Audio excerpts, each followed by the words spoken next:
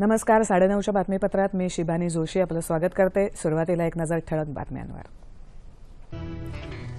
Make in India कार्यक्रमाला चालना देण्यासाठी सहकार्य करण्याचं फ्रान्सच्या एअरबस कंपनीचं पंतप्रधान मोदी यांना आश्वासन.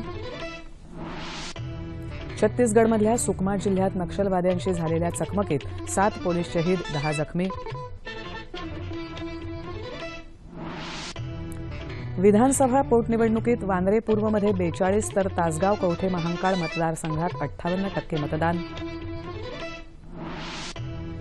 सामाजिक न्यायाची भावना जनमानसात रुजवणाऱ्या महात्मा ज्योतिबा फुले यांना राज्याचं जयंतीनिमित्त अभिवादन. जागतिक स्पर्धेत कांस्य पदक पटकावत नेमबाज अपूर्वी चंडेला 2016च्या रिओ ऑलिम्पिकसाठी पात्र. आणि अझलन शाह हॉकी स्पर्धेत भारताची ऑस्ट्रेलियावर मात, थिमय्याची हॅट्रिक.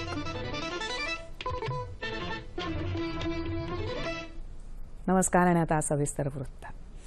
फ्रान्स दौऱ्याच्या दुसऱ्या दिवशी पंतप्रधान मोदी यांनी आज टुलूस इथल्या एअरबस कारखान्याला भेट दिली.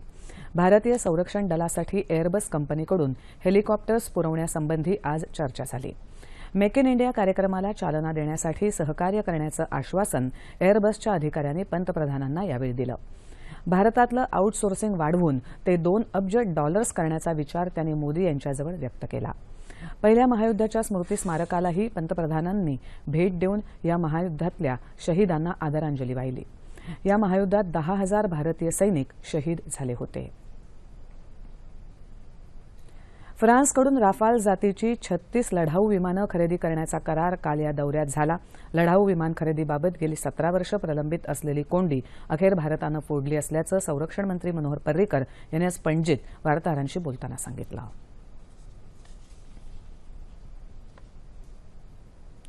छत्तीसगडमध्ये नक्षलवाद्यांचं प्राबल्य असलेल्या सुकमा जिल्ह्यात नक्षलवाद्यांशी झालेल्या चकमकीत 7 पोलीस शहीद झालेत तर 10 जण जखमी झालेत.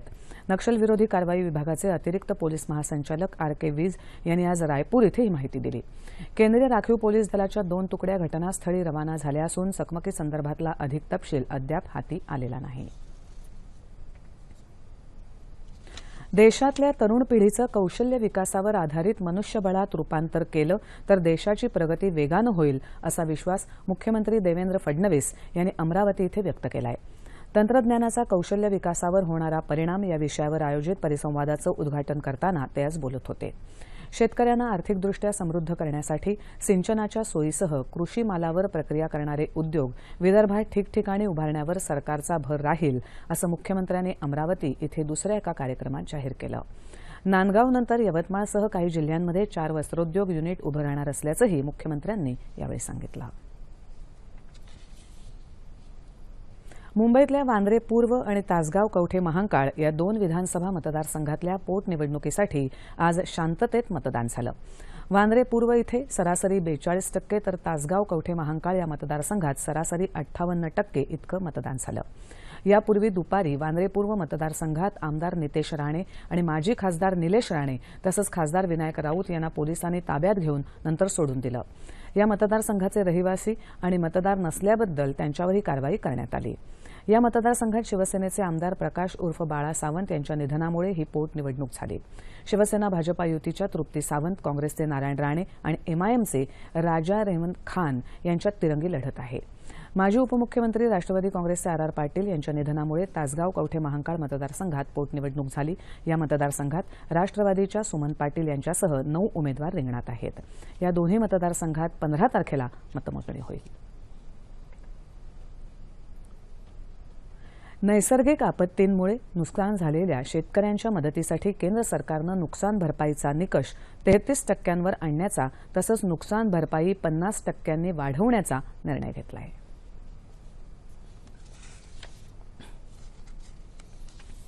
जो निर्णय घेतला का 33% वरती ज्या शेतकऱ्यांची नुकसान झाली असेल त्यांना पण आता नुकसान भरपाई मिळेल आणि ते जो नुकसान भरपाईचं 100% जिथे मिळणार होते तिथे त्यांनी 150% नुकसान भरपाई मिळणार आहे. त्याबद्दल मी सगळ्या शेतकऱ्यांतर्फे निश्चितच त्या निर्णयाचं स्वागत करतो.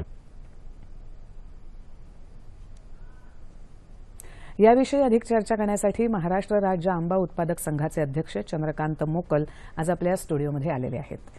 नमस्कार मोकल साहेब, आपलं 9:30च्या बातम्यांमध्ये स्वागत.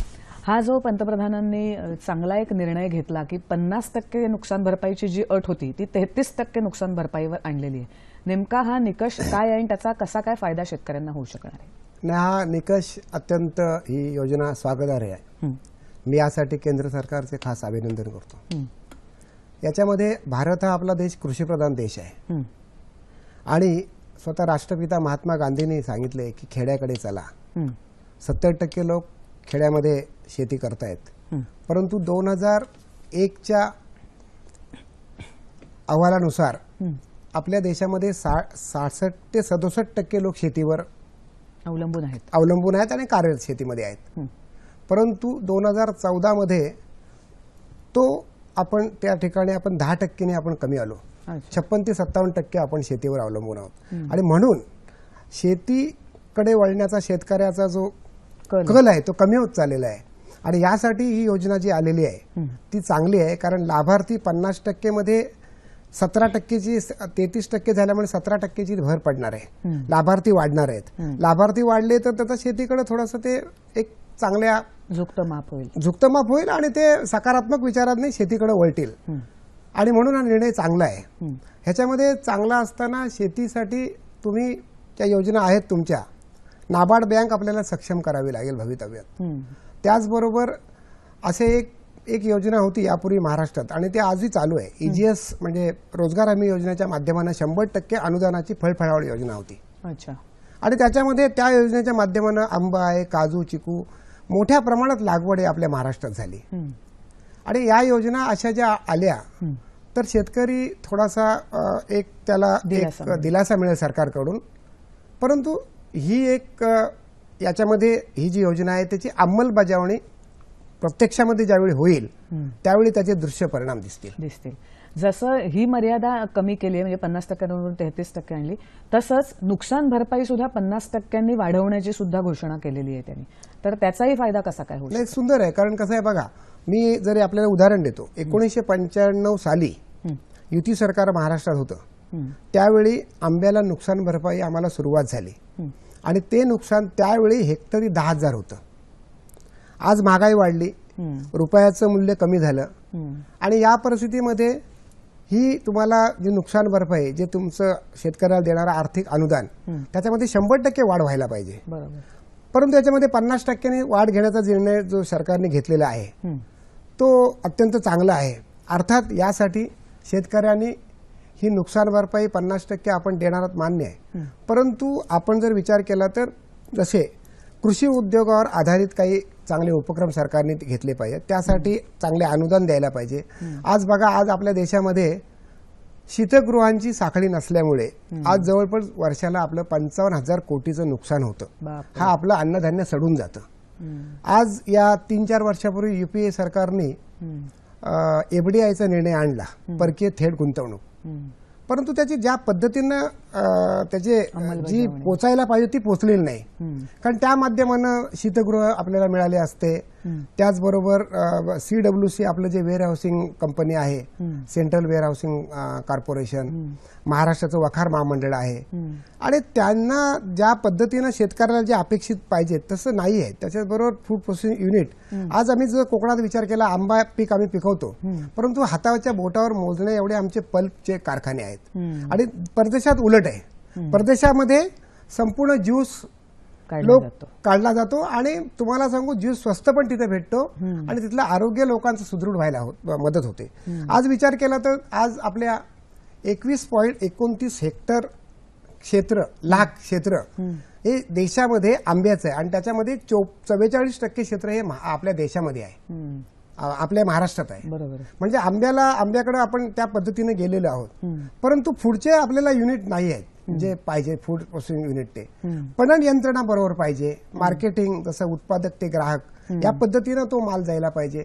आज तसं त्या कामामध्ये आपण फार अपयशी आहोत. सरकारने याबाबतीत सुधारणा केली पाहिजे. म्हणजे नुसते 50% पेक्षा शेतकऱ्याला सुदृढ होण्यासाठी काही योजना आणल्या तर त्याचा एक एक प्रभावी पर्याय तो निर्माण होईल सुधारण्याला होऊ शकेल. शेतकऱ्यांच्या. आता हे 33% आणलंय, पण 33% पेक्षा कमी नुकसान झालेलं आहे अशा शेतकऱ्यांचं काय होईल? कारण त्यांचं सुद्धा नुकसान झालेलंच आहे. नाही, त्याच्यामध्ये असं आहे बघा, अवेळी पाऊस किंवा असं फार मोठे प्रचंड नुकसान होते. उदाहरणार्थ द्राक्षांचे ज्यावेळी पीक द्राक्ष निर्यात केली, परंतु परदेशातून ती द्राक्ष परत आली, करोडो रुपयांचे नुकसान झाले. त्याचबरोबर आंब्याला तुम्ही मागील वर्षी युरोप खंडात 28 देशामध्ये आंब्याला निर्यात बंद केली होती. आणि अशा वेळी शेतकऱ्यावर फार मोठं संकट येतं. त्यावेळी काय करतात की राज्याचं सरकार केंद्र सरकारची मदत घेतं, आणि केंद्र सरकारची मदत घेतल्यानंतर तो जो निकष असतात ते कमी करतात. आणि म्हणून इथे या ठिकाणी जो 33% जो आहे, या ठिकाणी निश्चितच कृषी क्षेत्रातील मान्यवर वगैरे यांचे जे मौलिक सूचना आहे सरकार विचार करून इथे थोडं 2-3% कमी आलं तरी सरकार आम्ही म्हणजे हे करतो की सरकार या बाबतीत निश्चितच दिला तर शेतकऱ्यांना देईल. बरं, आपण ही जी सगळी चर्चा केली की 50%वरून 33%वर आलंय किंवा नुकसान भरपाई 50%ने अधिक वाढवली, पण हे सगळे तात्पुरते दिलासे आहेत. म्हणजे आता यावर्षी बाबा गारपीट झाली आहे किंवा यावर्षी काहीतरी असा प्रश्न आलाय म्हणून हा दिलासा दिलाय असं दिसतं. काहीतरी कायमस्वरूपी ठोस धोरण आता आखायला हवं असं वाटतं का? कारण आता आपण बघतोय हवामानातले बदल दरवर्षी काहीतरी वेगवेगळे होत आहेत. गेली 3 वर्ष गारपीट आली, म्हणजे असं काहीतरी आता हवामानात बदल सतत होत राहणार आहेत. तर त्याचा मुकाबला करण्यासाठी असे काहीतरी कायमस्वरूपी धोरण आपल्याला आखायला पाहिजे असं वाटतं का? करावं लागेल, कारण आज आपण पाहिलं तर आज भारत हा तांदूळ खाणारा सगळ्यात मोठा देश आहे. आणि याच्या पुढच्या हवामान बदलाचा परिणाम असा होईल की दर वर्षाला 5% हे तांदळाचं भात पीक कमी होणार आहे. आणि म्हणून सरकारने अशा काही योजना केल्या पाहिजे. उदाहरणार्थ सेंद्रिय शेती आहे, ऑर्गॅनिक शेती आहे, जैविक शेती आहे, आणि जी शेती अशी आपल्याला करावी लागेल की ज्याचा खर्च कमी आहे. आणि अशा प्रकारच्या शेतीकडे सरकारने लक्ष दिले पाहिजे. प्लस त्यांना अनुदान पण सरकारने दिलं पाहिजे. आणि हा जर विचार केला तर शेतीकडे एक बघण्याचा दृष्टिकोन या शेतकऱ्याचा पॉझिटिव्ह राहील आणि शेतकऱ्याला अधिक प्रोत्साहन मिळेल. अशा प्रकारचं काम सरकारने करायला हवं. बरोबर आहे. तुम्ही म्हणजे निश्चित पुढचं धोरण काय हवं याचीही माहिती दिलीत, पण सध्या तरी हा एक खूप चांगला दिलासा दिलेला आहे सरकारने असं आपल्याला म्हणायला लागेल. 50%वरून 33% केलं आणि नुकसान भरपाई सुद्धा 50%नी वाढवली. याविषयी तुम्ही आम्हाला खूप चांगली माहिती दिलीत आणि इथे आलात त्याबद्दल धन्यवाद. सहदेव वाहिनीचे आभार. यानंतर वळूया इतर बातम्यांकडे.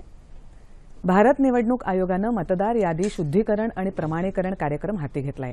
या मोहिमेला मतदारांनी चांगला प्रतिसाद द्यावा असं आवाहन मुख्य निवडणूक अधिकारी नितीन गद्रे यांनी नागरिकांना केलं आहे.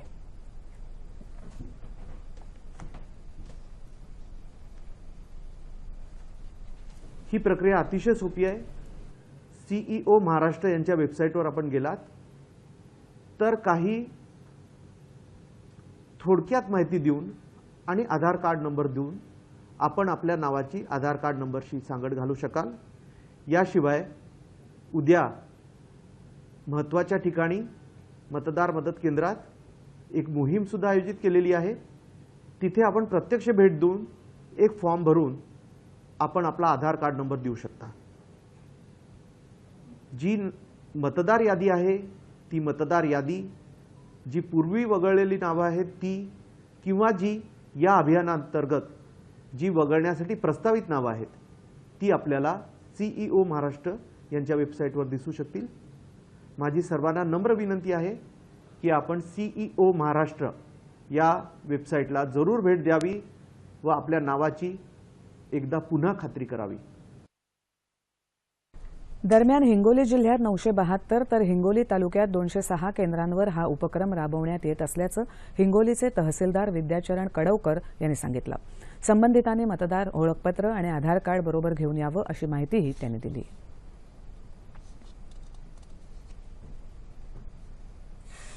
सर्व साक्षी जगतपती त्याला नकोच मध्यस्थी असं सांगत सत्यशोधक समाजाच्या माध्यमातून गुलामगिरी विरुद्ध आवाज उठवत सामाजिक न्यायाची भावना जनमानसात रुजवणाऱ्या महात्मा ज्योतिबा फुले यांची आज जयंती आहे. या निमित्तानं आज राज्यभरात विविध कार्यक्रमांचं आयोजन करण्यात आलं होतं. महात्मा ज्योतिबा फुले यांच्या जयंतीनिमित्त विधान भवनातल्या त्यांच्या प्रतिमेला विधानसभा अध्यक्ष हरिभाऊ बागडे यांनी पुष्पहार अर्पण करून अभिवादन केलं. यावेळी विधानमंडळ सचिवालयाचे अधिकारी आणि कर्मचारी उपस्थित होते. पुण्यात फुले वाड्यातल्या पुतळ्याला महापौर दत्ता धनकवडे यांनी पुष्पहार अर्पण केला आणि आदरांजली वाहिली. सोलापूर जिल्ह्यातही ज्योतिरावांच्या जयंतीनिमित्त मोटारसायकल रॅली आणि रक्तदान शिबिर असे विविध कार्यक्रम आयोजित करण्यात आले होते. शहरातल्या ज्योतिबांच्या पुतळ्याला महापौर सुशीला अबुटे यांनी अभिवादन केलं. पंढरपूर इथं नगराध्यक्षा साधना भोसले यांनी ज्योतिबांच्या पूर्णाकृती पुतळ्याला अभिवादन केलं. शहरात आरोग्य शिबिर तसंच स्वच्छता मोहीमही या निमित्तानं राबवण्यात आली.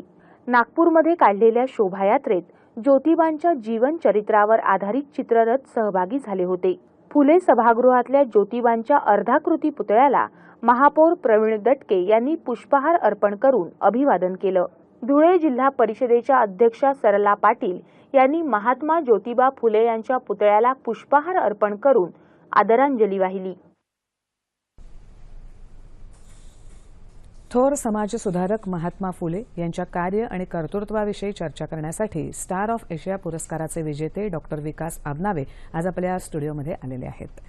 नमस्कार. 9:30च्या बातम्यांमध्ये आपलं स्वागत. आज महात्मा फुले यांच्या जयंतीनिमित्त विविध ठिकाणी कार्यक्रम झाले. त्यांच्या विचारांना उजाळा देण्याचा प्रयत्न केला गेला. महात्मा ज्योतिबा फुले म्हटलं की आपल्या डोळ्यासमोर सत्यशोधक समाज ही त्यांची चळवळ उभी राहते.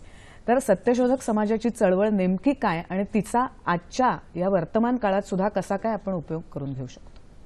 फार छान प्रश्न तुम्ही विचारलात. ज्योतिबा फुल्यांनी सत्यशोधक समाजाची स्थापना केली तेव्हा स्थापनेच्या वेळी न्यायमूर्ती रानडे आणि डॉक्टर भांडारकर त्यांच्याबरोबर उपस्थित होते. हे मी आवर्जून अशासाठी सांगतोय की फार कमी लोकांना ही माहिती आहे की त्यावेळी ही दोन दिग्गज मंडळी त्यांच्याबरोबर होती. सत्य ही गोष्ट अरिस्टॉटल असेल, प्लेटो असेल, सगळ्यांनी शोधायचा प्रयत्न केला. सार्वजनिक सत्य धर्माच्या माध्यमातून समाजापुढे सत्याचा खरा एक रूप आणायचं ही त्याच्या मागची भावना होती. आणि ते करताना समाजातल्या अनिष्ट प्रथा यांना फाटा द्यायचा, त्यातून होणारं आर्थिक शोषण बाजूला काढायचा हा तो उद्देश होता. पुढे आपल्याला असं दिसून येतं की या सत्याचे प्रयोग गांधींनी देखील केले. बरोबर. म्हणजे सत्याचा शोध सगळ्याच महात्मांनी केलेला आहे. आणि ही जी सत्यशोधक समाजाची स्थापना आहे ती 23 सप्टेंबर 1873 त्यांनी केलेली आहे. अच्छा. हा एक वेगळा प्रयोग आहे आणि ह्या प्रयोगाची फळं पुढे आपण महाराष्ट्रामध्ये पाहिलेली आहेत. हे करताना त्यांनी परमेश्वर, देव या संकल्पना बाजूला ठेवून एक निर्मिक आहे आणि त्याची आपण सगळी मुलं आहोत. एकाच घरात 4 कोपऱ्यात 4 भावंड 4 धर्मग्रंथ घेऊन बसली तर ते घर देखील शांततेत राहील. तसंच एकाच देशात 4 नाही 40 धर्म जरी एकत्र राहिले आणि प्रत्येकानं आपापल्या धर्माचं पालन केलं तरी तोच खरा सत्य धर्म आहे हा सांगण्याचा त्यांचा प्रयत्न होता. आर्थिक आणि सामाजिक समता ही त्यांना अपेक्षित होती आणि ती मिळवण्यासाठी शिक्षण हा एक खूप महत्वाचा कळीचा मुद्दा ठरू शकेल हे त्याने जाणलेलं. म्हणजे शिक्षण असेल तर ह्या गोष्टी आपल्याला सुधारणा करायला खूप सोप्या जातील असं त्यांना वाटलेलं होतं. तर हा शिक्षणाचं महत्त्व त्यांनी नक्की कसं काय ओळखलेलं? शिक्षणाच्या बाबतीमध्ये ज्योतिबा फुल्यांच्या मनावर जे खरे संस्कार आहेत ते थॉमस पेन यांच्या विचारातून आलेले आहेत. राईट्स ऑफ मॅन या पुस्तकाचा प्रभाव त्यांच्या मनावर होता आणि त्या प्रभावातून त्यांनी सर्वसामान्य माणसाला शिक्षण दिलं तर हे शिक्षण त्याला सुसंस्कृत करेल आणि हा सुसंस्कृत समाज सृजनशील असा देश निर्माण करू शकेल याच्याविषयी त्यांना खात्री होती. मुळात हा समाज हजारो वर्ष शिक्षणाच्या मूळ वाटांपासून वंचित होता आणि त्यातही समाजाच्या 50% त्यावेळी असणारी स्त्री ही तर क्षुद्राधिक क्षुद्र म्हणून गणली गेली होती. बरोबर. मग जहाजाच्या काफिल्याचा वेग सगळ्यात वेगवान जहाजावर ठरत नाही तर सगळ्यात हळू वेगानं जाणाऱ्या जहाजावर ठरतो. आणि मग ज्योतिबांनी निर्णय घेतला की स्त्रियांना आणि या समाजाला मूळ प्रवाहात आणायचं आणि शिकवायचं. बरोबर. हा अतिशय महत्वाचा. त्या काळात म्हणजे चांगल्या चांगल्या घरातल्या बायका सुद्धा शिकायला जात नसत. अशा काळामध्ये आपल्या पत्नीला शिकवायचं, त्यांना पहिली शिक्षिका तयार करायचं, म्हणून समाजात तिला उभं करायचं, सगळे जे अडथळे येत होते ते पार करायचे, इतकं धारिष्ट्य त्यांनी दाखवलं. आणि मला वाटतं आपल्या घरापासून आपण सुरुवात करावी असं आपण म्हणतो ती खरोखरच त्यांनी करून दाखवली. तर त्या गोष्टीचं महत्त्वही आपण त्यांच्या आयुष्यात कसं काय लेखतो?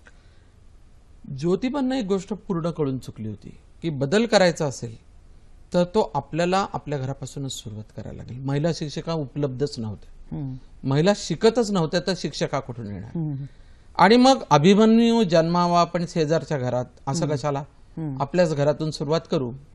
आणि मग सावित्रीबाईंना त्यांनी सांगितलं की तू माझी विद्यार्थिनी आणि तू माझ्याकडून शिकायचं आणि तू शिकवायला निघायचं.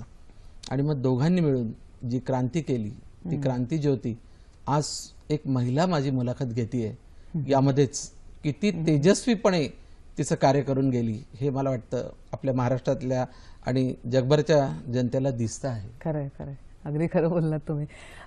ज्योतिबा फुले यांचं जे जीवन कार्य बघितलं तर साहित्य म्हणजे त्यांनी केलेलं लेखन याला पण खूप महत्व आहे. म्हणजे आपल्याला त्यांची 2-3च पुस्तकं माहिती आहेत की बाबा शेतकऱ्याचा आसूड किंवा अशी 2-3 पुस्तकं लोक खूप वाचतात, पण त्यांनी खूप प्रकारचं लेखन केलेलं होतं आणि त्या लेखनातून सुद्धा समाज बदलवण्याची शक्ती त्यांनी दाखवून दिलेली होती. तर त्यांच्या साहित्याबद्दल काय सांगाल तुम्ही? ज्योतिबा फुलेंच्या साहित्याबद्दल खरं तर महाराष्ट्र शासनानं खूप चांगली भूमिका घेतलेली आहे. हो. समग्र ज्योतिबा फुले हे महाराष्ट्र शासनानं प्रकाशित केलेलं पुस्तक लोकांपर्यंत का पोहोचलं नाही मला माहित नाही. 1885 साली तृतीय नेत्र नावाचं नाटक त्यांनी लिहिलं. यात शिक्षण हा तिसरा डोळा आहे ही संकल्पना त्यांनी मांडली. गुलामगिरी, त्याच्याबद्दल तुम्ही बोललात, शिवाजी महाराजांचा पोवाडा, त्याच्यानंतर शेतकऱ्यांचा आसूड, ज्योतिबा फुल्यांची पत्र हा देखील एक अत्यंत वेगळा विषय आहे. मी फक्त 2च महत्वाच्या पत्रांचा उल्लेख करेल. त्याच्यामध्ये ज्योतिबा फुल्यांनी व्हाईसरॉयला लिहिलेलं पत्र आहे की ज्याच्यामध्ये शिवाजी महाराजांच्या समाधीचा जीर्णोद्धार करण्यासाठी निधी मागितलेला आहे. आणि पुण्यामध्ये रमणा वाटताना तो रमणा कुणालाही वाटण्याऐवजी ज्यांनी कार्य केलंय अशा लोकांना वाटा, असं पत्र. ही पत्र लोकांनी वाचलेली नाहीत. इंग्रजीवरचं त्यांचं प्रभुत्व कळायचं असेल तर ही पत्र देखील वाचली गेली पाहिजेत. ब्राह्मणांचं कसब हे त्यांचं पुस्तक अभ्यासनाजोगं आहे. ते जातीवाचक नाहीये, ते वृत्तीवाचक आहे. याच्याबद्दलही रॉंग मेसेज आपल्याकडे गेलेला आहे. ते जातीवाचक नाही, वृत्तीवाचक आहे. आजही ती वृत्ती आपल्याला दिसते की शोषण करायचं. त्या शोषणाच्या विरुद्ध त्यांचं लिखाण आहे. आणि त्यांच्या लिखाणाबद्दल जर खरंच आपल्याला पाहिजे असतील तर हंटर समितीपुढे जे त्यांनी निवेदन ठेवलं ते वाचलं तरी तो देखील वाङ्मयाचा एक उत्कृष्ट नमुना आहे.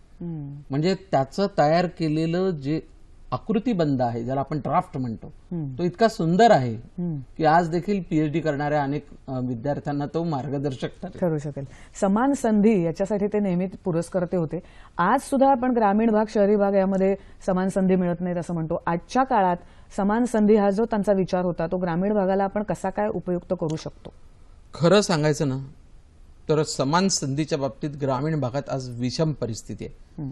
माझ्या शैक्षणिक संस्था ग्रामीण भागामध्ये आहेत आणि परिस्थिती अशी बघायला मिळते की ग्रामीण भागातली मुलगी कष्ट करतीये, भिजलेल्या कपड्यानं शाळेमध्ये येतेय, अभ्यास करतीये, चांगली गुण मिळवतीये, शिकतीये, 12वी होतीये, ग्रॅज्युएट होतीये, पण ग्रामीण भागातला मुलगा शिकतोय असं चित्र बघायला मिळत नाही. ना त्याची कष्टाला तयारी आहे, ना तो शिक्षणाला. वेगळी विषमता आता दिसायला लागली. ती येणारच होती. याचं कारण असं आहे की वर्षानुवर्ष जिला संधी मिळाली नाही ती संधी मिळताच संधीचं सोनं करायला निघाली. आणि आमचा सोन्या त्यांनी काहीतरी केलं तरी चालेल ही पुरुष प्रधान संस्कृती. तशा अर्थाने आता त्यांचे विचार ग्रामीण भागात पण आपल्याला द्याल. आपल्याकडे वेळ कमी आहे म्हणून शेवटचा प्रश्न विचारते. सामाजिक समता ही त्यांची खूप महत्वाची संकल्पना होती, तर त्याचा आपण आजच्या काळात देखील कसा काय उपयोग करू शकतो? आज देशाला जर सगळ्यात जास्त गरज असेल तर ती एकत्रित प्रयत्नांची. आणि हे एकत्रित प्रयत्न करायचे असतील तर ज्योतिरावांच्या मनात जो समाज होता, जो सत्याला सामोरा जात होता, त्या समाजाची निर्मिती करण्यासाठी त्यांच्या विचारांना खऱ्या अर्थानं आज आचरण करून आज आपण त्यांचे विचार आचरणात आणण्याची गरज आहे. आचरण करून अभिवादन करणं हेच खरं कार्य. महात्मा फुलेंच्या जयंतीच्या निमित्ताने तुम्ही येऊन खरंच खूप थोड्या वेळात फुल्यांचे नक्की विचार काय होते हे सांगितलेत. आणि मला वाटतं हे विचार आजच्या दिवशी लोकांनी ऐकले आणि त्यातून काहीतरी घेण्याचा प्रयत्न केला तरी सुद्धा आजचा हा दिवस खूप यशस्वी ठरला असं आपल्याला म्हणायला लागेल. तुम्ही इथे आलात आणि फुलेंचे विचार आम्हाला खूप थोडक्या शब्दात आणि थोड्या वेळात सांगितलेत त्याबद्दल धन्यवाद. नमस्कार. यानंतर वळूया इतर बातम्यांकडे. देशात तंबाखूचा वापर कमी व्हावा यासाठी केंद्र सरकार कटिबद्ध असल्याचं केंद्रीय आरोग्यमंत्री जे.पी. नड्डा यांनी म्हटलंय. मुंबईत टाटा मेमोरियल संस्थेच्या दीक्षांत समारंभात ते आज बोलत होते. कर्करोगाचं निदान करण्यासाठी आवश्यक असणारी तसंच जनतेला परवडणारी निदान केंद्र सुरू करणं गरजेचं असल्याचं ते म्हणाले. कर्करोगाला प्रतिबंध करण्याच्या दृष्टीनं जिल्हा स्तरावर सॅटेलाईट युनिट्स उभारण्यात यावीत, यासाठी सरकार नक्कीच मदत करेल अशी ग्वाही विनोद तावडे यांनी यावेळी दिली. या समारंभात 114 विद्यार्थ्यांना पदवी देण्यात आली.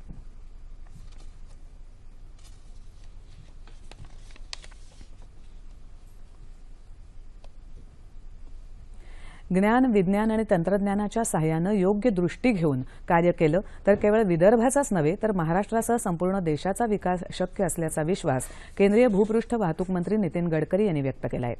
विदर्भ विकासाची दृष्टी, वर्तमान आणि भविष्य या विषयावर नागपूर इथे आयोजित केलेल्या व्याख्यानात प्रमुख पाहुणे म्हणून ते आज बोलत होते. विदर्भातली विद्यापीठं आणि महाविद्यालयं, शैक्षणिक संस्था चांगलं कार्य करतायत. त्यांनी केलेल्या संशोधनाचा समाजातल्या गरीब व्यक्तींच्या जीवनात बदल घडवण्यासाठी उपयोग कसा करता येईल यावर विचार करण्याची गरज आहे. नागपूर विद्यापीठाचे नवनियुक्त कुलगुरू डॉ. सिद्धार्थ काणे आणि इतर मान्यवर यावेळी उपस्थित होते.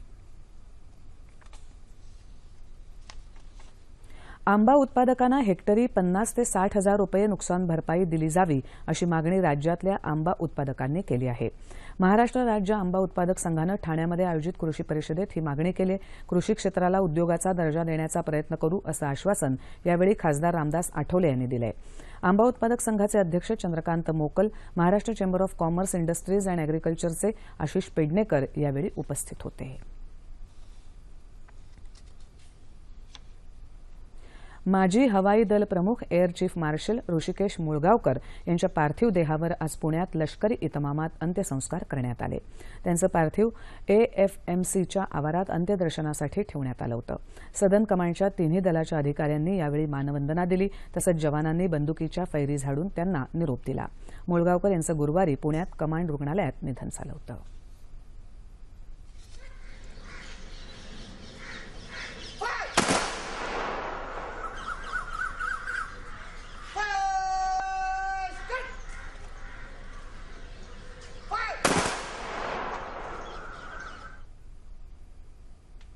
माजी मंत्री आणि काँग्रेसचे ज्येष्ठ नेते डॉ. बळीराम हिरे यांचं आज दुपारी हृदयविकाराच्या धक्क्यानं निधन झालं.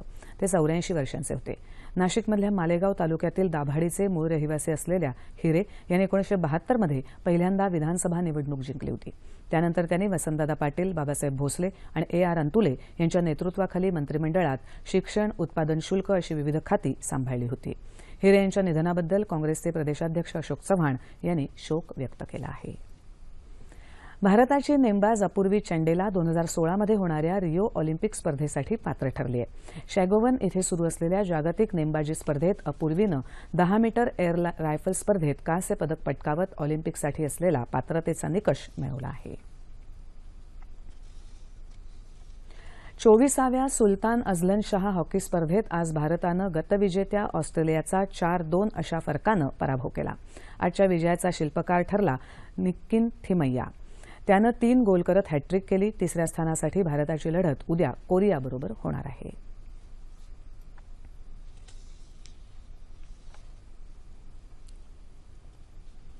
हवामान. राज्यातल्या काही भागात आज पावसानं पुन्हा हजेरी लावली.